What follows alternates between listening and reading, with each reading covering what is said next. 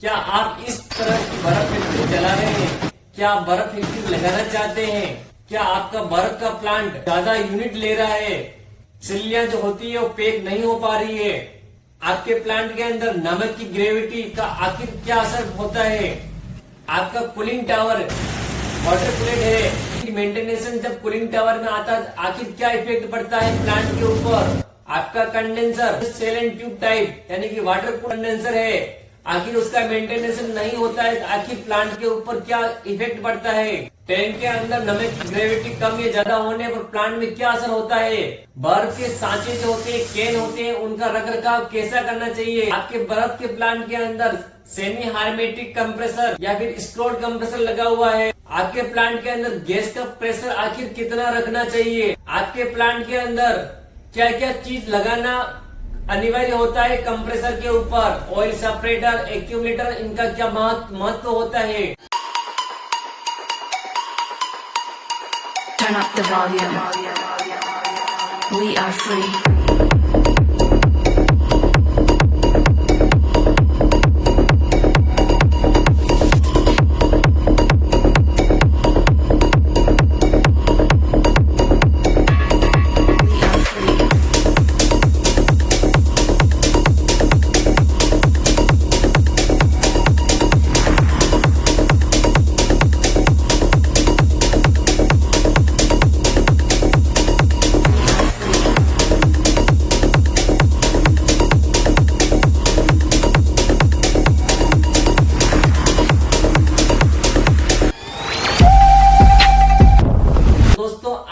ये सारे टॉपिक इस वीडियो में क्लियर करेंगे कि आखिर आपके प्लांट के अंदर किस प्रकार गैस चलती है और क्या क्या चीजें आपको मेंटेनेंस करनी पड़ती है ताकि आपका प्लांट कम बिजली में और समय पर आपकी जो बर्फ की सिलियां है वो पैक हो, यानी कि बिजली कम आपको लगे।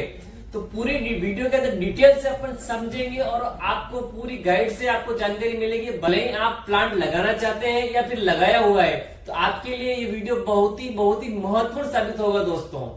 तो दोस्तों सबसे पहले बात करते हैं कंप्रेसर की।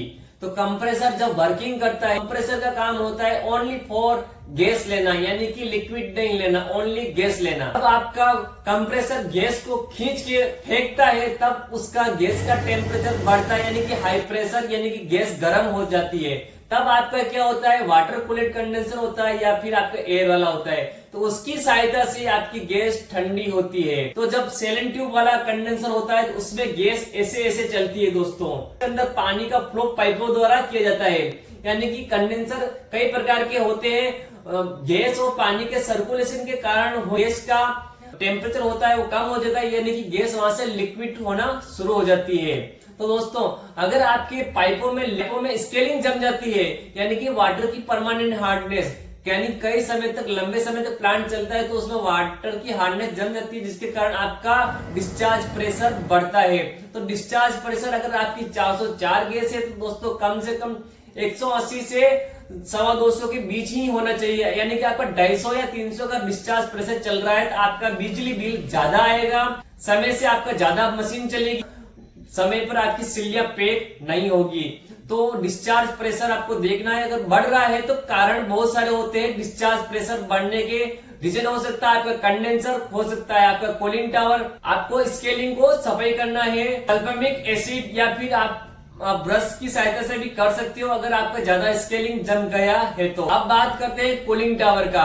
तो कूलिंग टावर का पानी बिल्कुल ही ठंडा आना चाहिए कंडेंसर के अंदर। अगर आपके कूलिंग टावर की जो फिलिंग होती है उनके अंदर क्या होता है, वाटर का हार्डनेस जम जाता है। जैसे आपके कंडेंसर में जमता है उसी तरह इसमें भी जमता है। इसको भी आपको समय पर आपको चेक करता रहना है। अगर आपका ज्यादा ही जम गया तो आपको फिलिंग बदलना पड़ेगा या उसकी सफाई करनी पड़ती है। बात करते हैं ऊपर जो फव्वारा होता है, घूमता है, पानी चारों तरफ बिखरता है, उनको भी समय समय पर चेक करते रहना है आखिर वो घूम रहे हैं बरोबर या नहीं घूम रहे हैं। और अगर आपका एयर कंडेंसर है तो आपको समय समय पर उसको ब्लोवर की सहायता से उसकी डस्ट वगैरह आपको साफ करनी रहती है। तो दोस्तों ये तो हो गई कंडेंसर के बारे में। तो कंडेंसर जब अच्छा वर्किंग करता है तो आपकी सब कूलिंग बनती है, यानी कि लिक्विड बढ़िया से ठंडा होता है उसके बाद सेनोनेट वाल्व भी लगा होता है, उसके बाद थर्मोस्टेटिक वाल्व लगा होता है, तो वहां से गैस को कंट्रोल किया जाता है। और सबसे महत्वपूर्ण चीज प्लांट के अंदर, जैसे ही आपका कंप्रेसर अच्छा वाला कंप्रेसर है और उसके अंदर आपका ऑयल सेपरेटर नहीं है तो बहुत नुकसान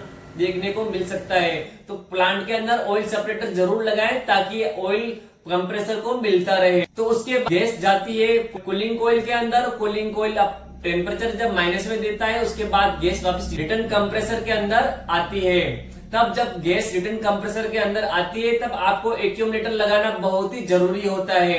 वैसे प्लांट के अंदर यू शेप दिया जाता है ताकि लिक्विड अंदर न जाए और ऑयल भी अंदर जा सके। फिर भी आपको एक्यूमुलेटर लगाना बहुत ही जरूरी है। कई कारण हो सकते हैं प्लांट के अंदर। कभी मान लो आपका बाई चांस मोटर का जो एजिटेटर होता है नमक घुमाने का पानी, वो अगर बंद हो गया, बेल्ट टूट गया, तो आपका कंप्रेसर के अंदर लिक्विड जा सकता है। अगर लिक्विड यानी पानी जैसा लिक्विड जाएगा तो आपका कंप्रेसर डैमेज होगा।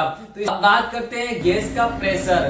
तो अगर 404 आप अगर प्लांट के अंदर आपका गैस है और कंप्रेसर आपका नेगेटिव टेम्परेचर का है तो आपको 25 PSI से 35 PSI का बीच में ही रहना चाहिए। अगर आपका 40 या 45 प्रेशर है तो गलत है और 25 से कम है तो भी गलत है। अब बात करते हैं नमक की ग्रेविटी के ऊपर। अगर आपका प्लांट के अंदर 1200 से आपका कम है नमक तो आपका प्लांट बिजली है वो ज्यादा खाएगा, यानी कंप्रेसर को ज्यादा मेहनत करनी पड़ेगी माइनस में लाने के लिए। क्योंकि अगर नमक की ग्रेविटी कम होती है तो कूलिंग कॉइल के ऊपर आइस आती है, इसलिए आपको नमक की ग्रेविटी का काफी ध्यान में रखना है। उसके अलावा भी आपका जब टैंक का टेम्परेचर माइनस हो जाता है तब जल्दी प्लस में आता है, यानी कि बाहर के वातावरण से जल्दी वो प्लस में आता है। तो आपको 1200 तो मेंटेन करना ही है। 1180 होता तो चलता है, लेकिन आपको ऐसा नहीं 1150 है या फिर 1100 है ऐसा आपको प्लांट में मेंटेनेंस नहीं करना, नहीं तो आपको काफी सारे नुकसान देखने को मिलेंगे, बिना वजह आपकी बिजली खर्च होगी।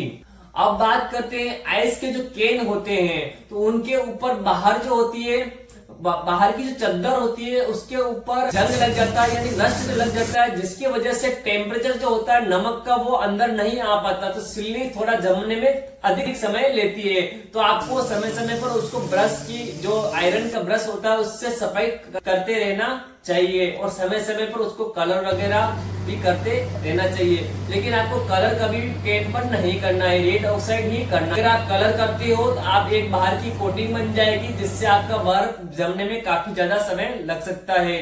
अब बात करते हैं एजिटेटर की। अगर आपका एजिटेटर सही तरह से नहीं घूम रहा है या उसकी आरपीएम या स्पीड कम है या फिर ज्यादा है, तब भी आपके बर्फ का प्लांट की सिल्लियां जल्दी से पैक नहीं होगी। अगर स्पीड से ज्यादा घूमेगा तो आपके जो पानी है नमक का सोल्ट वाला वो हिलोला खा के आपका बाहर आएगा और टेम्परेचर थोड़ा लॉस होगा।